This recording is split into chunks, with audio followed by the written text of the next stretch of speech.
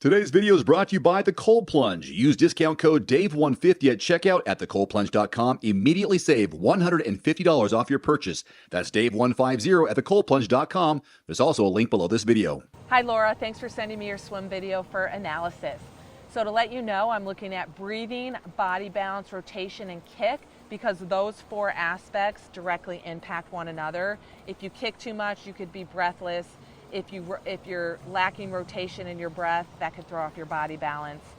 And it doesn't look like you have much rotation. So we'll talk about that in a second.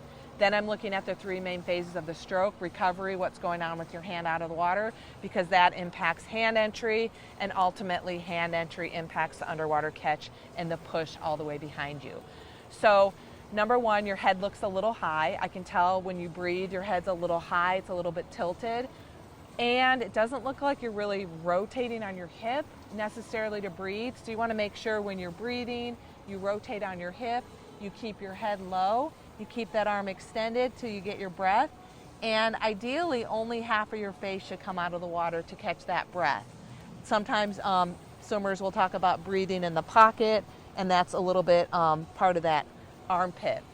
So once we talk about rotation, the breathing should get better. So again, the first thing was trying to tuck your chin a little bit, lower your head a little bit, put the weight of your body on the sternum. That'll bring your legs up. So balance wise, again, tucking the chin a little bit, pressing on your sternum, that'll bring your legs a little higher. That looks okay. So let's just jump into rotation, because that was like the major issue.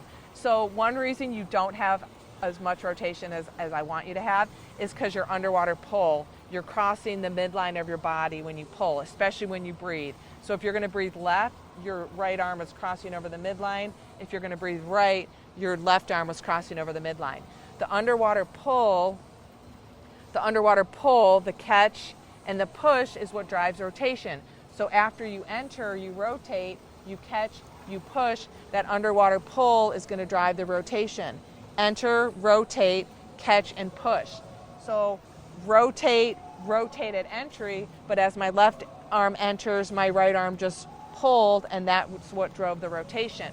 So I want you to think about pulling down the center of your body over the black line, hands between your belly button and hip.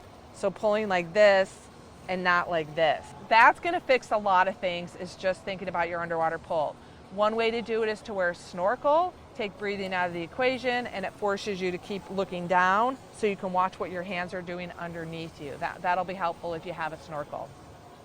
And sometimes just tucking your chin and just paying attention to what's going on underwater, because it looks like you're like forcing yourself not to rotate, and you want to rotate.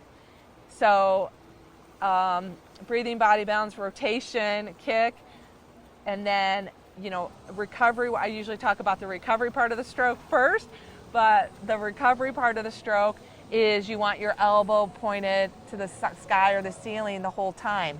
Your left elbow tends to drop when your arm's coming around. So a fingertip drag is going to keep that elbow high. The fingertip drag will also keep your fingertips below your wrist, below your elbow, and help you enter fingertips, wrist, elbow to get that strong catch and that push all the way behind you. So I like to start out with the recovery drills, like a fingertip drag drill, and then do some hand entry drills, because you do have this gentle, flat type of hand entry when you can just kind of work on spearing the water, enter the water, get your hand in the water to set up for the catch and the push. So after the fingertip drag drill, the recovery drill, you can work on stuff. I'd have you do fist drill, head out of the water drill, where it's short and choppy, to work on that hand entry, because like I said in the beginning, hand entry ultimately is going to affect your underwater catch and pull. Even if you don't do the drills, the mindfulness of hand entry and the catch and push should help you a lot, since you're not doing it at all.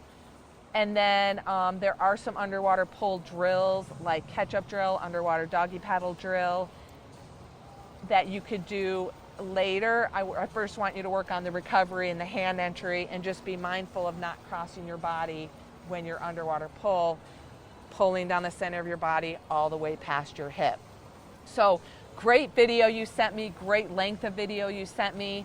The pool looks really nice that you're swimming, and so let's start swimming with a little bit more technique focus and get your stroke count below 32. That's another thing I looked at. Your stroke count was 32. Let's get that stroke count closer to, definitely first under 30 by a stronger pull, by not crossing over, and then let's get it closer to 24, 25 strokes per 25 meter. I think you swim in a meter pool. I know that was a lot, so a quick review. Recovery, keeping the fingertips below the wrist, below the elbow. Hand entry, do a little bit more spearing of the water. As you spear the water, you rotate. That rotate is going to help extend your arm deeper out in front of you to set you up with a catch where you're going to pull down the center of your body and you're going to push your arm behind you, and that's going to help you rotate to the other side. If you have any questions, let me know. Otherwise, make it a great day.